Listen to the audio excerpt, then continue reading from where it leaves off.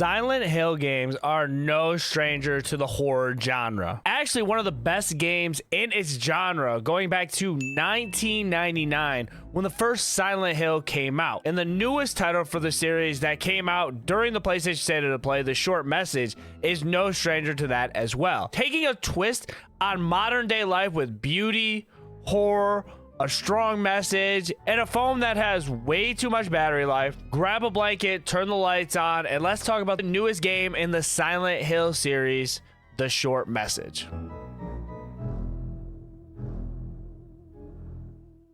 Hey guys, welcome everybody. This is YouLoveNicktana back again with another review. Hopefully everybody's doing great. Do me a favor, tell someone you love them because you never know what somebody is going through. Today we are going to be reviewing Silent Hill, The Short Message. I'm gonna go ahead and tell you what the game is about, everything that I liked, what I didn't like, and my full-on experience with the game. If you guys like this type of content, you guys want to hear me talk about games from the newest games, such as like this Silent Hill game, or games that I'm working on, like currently I'm working on the new Final Fantasy game, make sure you guys hit the subscribe button. And honestly, it would mean the absolute world for you guys too, because a lot of you guys really watch these videos, but at the same time, like, nobody's really hitting the subscribe button. So let's all change that. Let's hit the subscribe button. Let's make everybody happy and go on from there. But without further ado, I'm done rambling. Let's get into the new game. So what is The Short Message about? The Short Message is about a girl named Anita.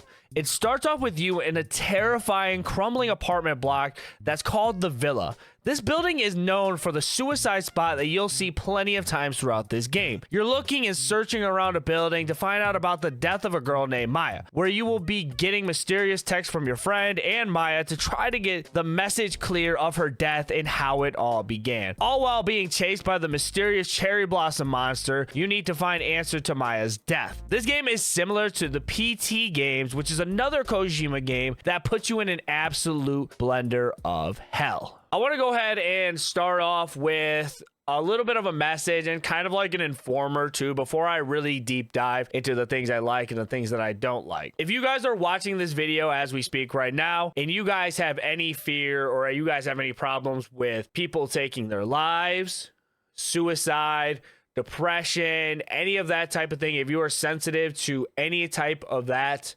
emotions, please do not play this game. The Silent Hill team makes it very clear with this game, if you have any problems like that, or if you have any sensitivity towards that, do not play this game. If you have any sensitivity towards a lot of horror, I will say this game was like borderline scary enough to where I almost wanted to throw up. If you guys are very sensitive to horror, you can't take psychological horror, you get spooked out too easily, keep that in mind before actually playing this game. But now that we got that out of the way, I want to go ahead and get into the game and talk about my experience with it and how it all played out for me. So kicking off with this game, I've never played a Silent Hill game before in my life, so I didn't really know what I was getting into with this game at all. I was watching the PlayStation State of Play, an announcement came up for The Short Message, and it was a free-to-play game. It came out that day. Everybody was like, you have to play, you have to try it out. And I'm like, okay, yeah. Not really knowing what I was getting into. I had a feeling the game was going to be a little bit shorter, which indeed it was. It was about a 3-hour game. 2 hours if you're used to playing games like that, or you feel like you can solve puzzles faster than I did. I struggled a lot. I got spooked out a lot, so obviously I took a break, stepped away from my computer, and came back. This game definitely took a toll of me. This game really messes with your head psychologically, and honestly, if you want a game that's going to scare you, put your mind to the test, really creep you out, this is going to be the game for you. There were plenty of times where I was scared to move forward. I was scared to enter a room. I was scared to read messages, looking at stuff in the game, seeing stuff fall, seeing lights flicker, seeing text, and a bunch of stuff within the game really triggered me to a point to where I was like, yo, this is absolutely insane. Basically, the way the game works, take control of the main character, and you're going to be going around the game with your phone, reading messages, looking at flashbacks, and trying to figure out what happened to your friend Maya. So going ahead and actually exploring, checking out clues, having flashbacks, checking out her sketchbook, and really understanding what actually happened to her and why the reason of this is overcoming, and really kind of see the flashbacks and the memories of what Maya actually went through. This game takes a lot of inspiration from school bullying, cyber bullying, just straight up bullying on the internet, being mean to somebody. It uses teens as an example example of that. And I honestly thought this story was pretty interesting too, because there is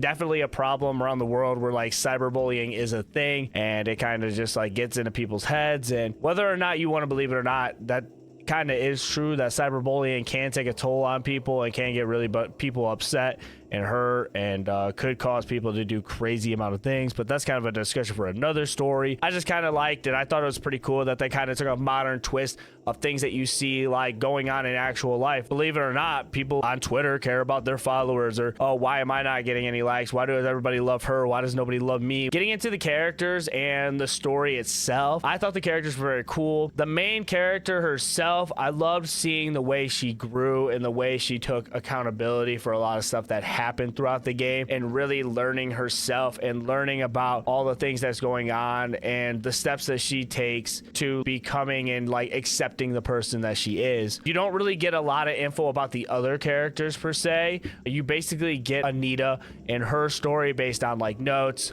flashbacks of what your friends say, and trying to figure out this mysterious mystery that's going on throughout the villa. The gameplay and the graphics, I will say that the graphics were top notch to me. The graphics looked very well. The only problem I had is for some reason I didn't see like a visual setting to where I could turn down the visuals a little bit. I felt like my game had a little bit of motion blur. I felt like my gameplay felt a little frame droppy as sometimes. I didn't find a way I can change that. If there was probably a way I could, I don't think anybody else would have that problem. But for the quality that this game was, it put in a lot of effort. You had actual people acting in the game, and you also had the animation parts of it that looked very well. It really took like a cinematic and a gameplay approach. Like I felt like it was more cinematic than anything. The gameplay felt fine. Getting into like some of the stuff you'll be going through, there are rooms where you will be going and running away from this monster that is chasing you down. I will say it is kind of hard to maneuver around if we're really nitpicking. Like I felt like I had problems turning corners, figuring out where to go, and it's one of those games where you got to take a bunch of trial and error and figure out what you're doing wrong to fix it, and to make sure that next time you make a run through and you can't get past this monster,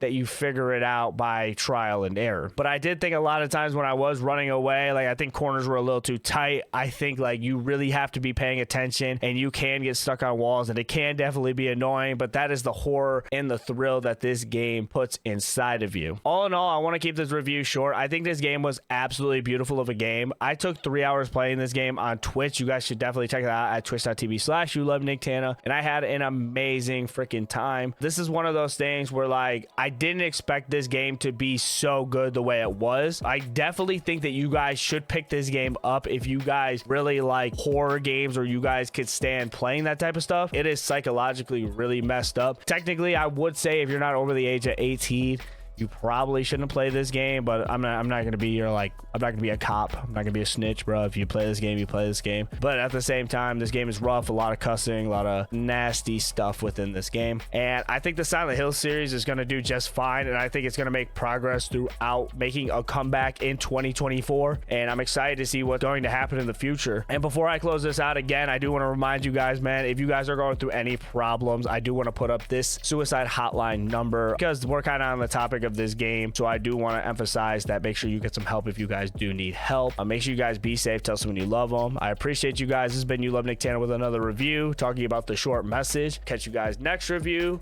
Peace out. See you guys next time.